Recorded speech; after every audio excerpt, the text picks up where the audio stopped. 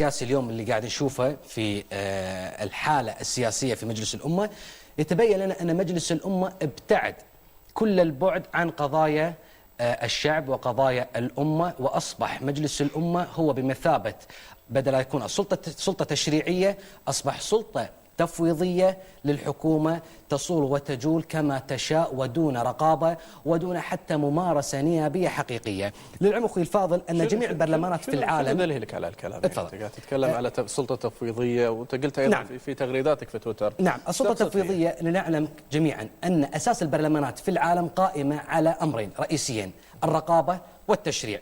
ولكن الحقيقة التي قامت عليها البرلمانات هي الرقابة، وللأسف الشديد وجدنا بأن الرقابة في مجلس الأمة ابتعدت كل البعد، بل وأصبح المجلس عصا بيد الحكومة تلوح فيها وين ما تبي، ولا نجد أي تصرف من قبل النواب للأسف الشديد، في حين أن مجلس الوزراء يخوض ويصول ويجول في البلد كما يشاء بمخالفات دستورية بطلبات غير دستورية، ومجلس الأمة ليس له إلا الإذعان والسمع والطاعة. وأكبر دليل في هذه المسألة هي عملية رفع أو شطب الاستجواب من الجلسة اللي حدثت في استجواب الأخ رياض العدساني، وهذه جريمة حقيقة في نظر الدستوريين. حتى وإن قالوا بأننا يبنى الإجماع من القانونيين، احنا نسأل ما هو تعريف الإجماع ومن أجمع على هذا الفعل الذي يخالف الدستور؟ بل وأزيدك من الشعر بيت ومؤلم بحد ذاته أن يقوم مجلس الأمة 50 نائب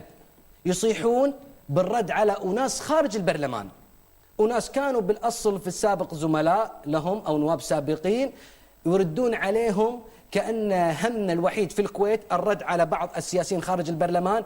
بل ومن المخزي والعار أن مغردين يهزون قاعة عبد الله السالم ويهزون 50 نائب، فتجد التصريحات السياسية اللي تطلع من هنا وهناك، وآخر شيء يقولك والله إحنا نمثل الأمة. لا يا أخوي، أنتم تمثلون جزء من الأمة للأسف الشديد.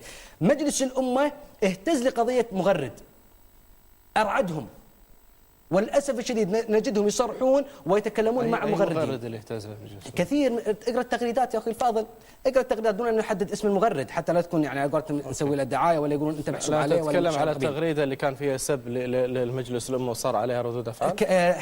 حتى في أخبار اجتماعات في المزرعة، وحتى في أخبار ما يحدث في مجلس الأمة نجد بأن مغرد يغرد اليوم، فنجد بأن تصريحات النواب تأتي بخلاف ذلك. يا أخي الفاضل، لا تسمع لأي أحد يتكلم من ها هنا وهناك، انتبه على شغلك، طالع شغلك، أنت نائب أمة ولست نائب تلتفت على ما يقوله الأمة.